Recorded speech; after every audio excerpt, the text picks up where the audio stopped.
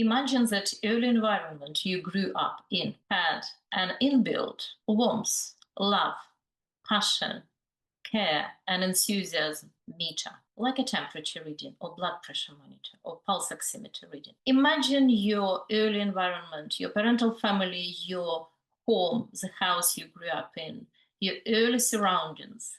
Imagine that and imagine that you can apply a principle of meter reading towards this. Take a moment, close your eyes if you're comfortable with that, and visualize your early environment and yourself in this environment in a little bit of a detached way. Hi, this is Irina, and this is Cafe Self-Journaling.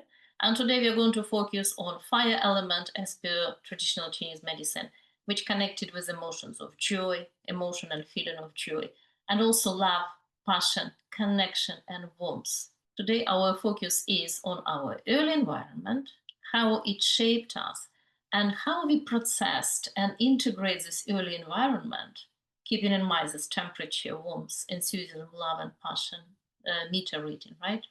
How we processed and integrated it, and what we created within ourselves from that, and how we then took it into the real world in our created family, in our work situation, and generally in our life.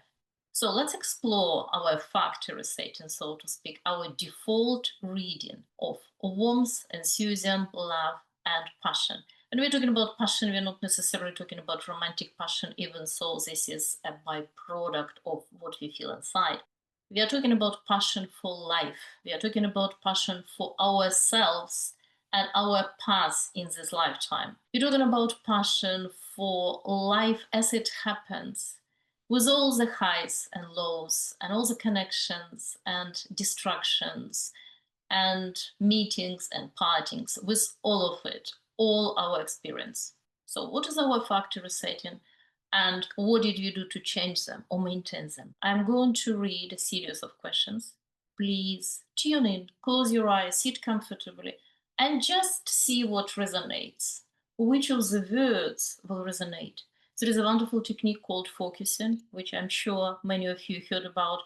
And in this technique, we sort of look for a word which will provide like a handle for a suitcase, which will describe exactly how we feel. So some of the words will resonate. Did you grow up in a warm family? Or did you grow up in a cold family?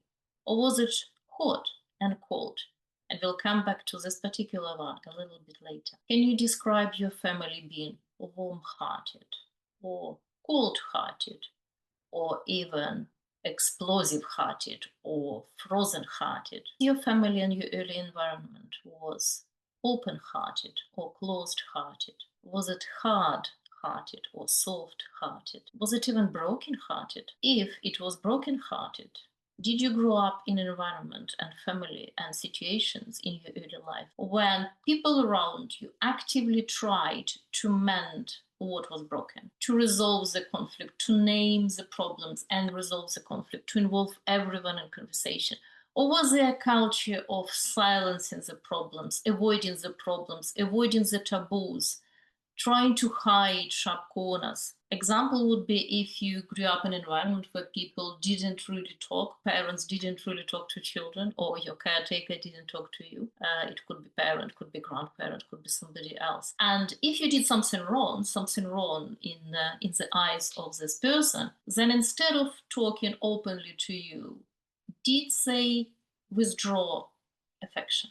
Did they withdraw their energy? Did they become stone-faced, so to speak? And were you left to guess what exactly you did wrong? Was your family generally happy and optimistic? Did your family have a can-do attitude? Did you have family meals together? Did you have holidays together as a family? Or were your family more on individual-centric side, or even felt disjointed? Did your parents create any photo albums with your childhood pictures and your siblings' childhood pictures, if you had any? If they did, where are those albums now? Have you been in active contact, active and open communication with your parental family since you grew up and left? Now let's focus on cold and hot. If you can describe your parental family or your early environment as hot and cold, was it random or was it predictable? If predictable, what this love, passion, enthusiasm, warmth, reading would depend on? Which events, which conversations, which situations? When would it go up? When would it go down? When it would become too hot? When it would become too cold? What was your reaction to this fluctuation in hot and cold temperature reading of your family and your early environment? If this subject is too sensitive to you, please skip this part. If you are ready to explore a little bit deeper, carry on. Be honest with yourself on your possible participation in those fluctuation of cold and hot environment in your family. What was your part? Did you see yourself as a child that you were a victim of family situation if there was a problem? Or did you see yourself creating some situations which your family would react to because of your needs, because of your misunderstanding of family dynamic, because of events in your external and internal life, probably as an unconscious, a hidden way to express yourself? We'll come back to it in a minute. If you felt like a victim of your family environment, if you really didn't like it, if it deeply affected you in a negative way, was it that you were a real victim? Looking back now, did any of your family member have addiction problem or mental health problem or any other problems which affected all the family deeply, including you? Did they randomly or predictably demonstrate some destructive behavior, some insensitive behavior, some erratic behavior which was difficult for you as a child, which you didn't understand? Looking back also on your earlier self, if you felt like a victim, was part of it real or maybe was part of it imaginary? For example, maybe you suffered from some internal unrecognized upheavals, or maybe you had problems in social situations, with friends, in school, with learning, physical health problems, social connection problems. Maybe you unconsciously engaged in some challenging behavior, challenging for your parents, of course, not for you. And your family was reacting to it. And that created some of these cold, hot fluctuations, which was random in your eyes as a child, but now you can see it differently. Again, in some families, there is a pattern of the stone-faced behavior of parents when child did something wrong in their eyes, and the child has to figure out him or herself what went wrong, what did they do wrong. And it created more anxiety for a child, it created more tension in relationship between generations, and it created a shadow over your childhood. Maybe your parents deeply loved you, but this was their way of handling challenging behavior. They didn't know any different, or they believed this was the best way. And the most difficult one of all, again, skip it if you feel it's too sensitive. If you do remember yourself creating some problems in your family, you could have been deliberate or unconscious attention seeker because you needed attention, you needed love, you needed comfort, you needed the sense of belonging. Or maybe you're a rebel by nature, maybe you're a rule breaker from very beginning, and that troubled your parents. If you do remember yourself creating some of the problems and some of fluctuations of hot and cold environment in your family situation with your challenging behavior, nothing wrong with that. So avoid automatic judgment of yourself or of your parents. What did you need? What were your early needs? With any type of behavior which would affect this hot and cold dynamic with your participation. What did you need? What did you crave?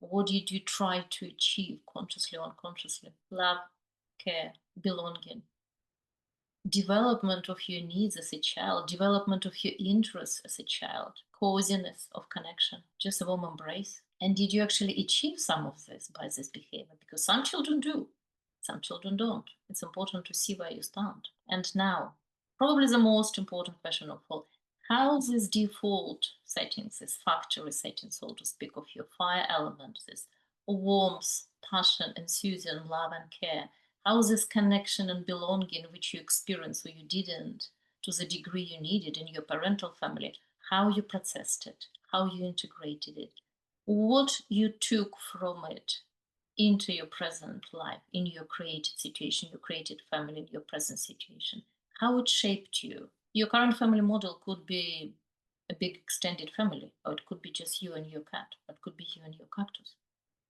It could be just you and you. So regardless, if it's just you and your pet, or you and your plant, or you are part of a big family where several generations come together regularly with a love and affection and intent on connection over a meal if you live locally, or over Zoom call if you live far away from each other. How does it feel?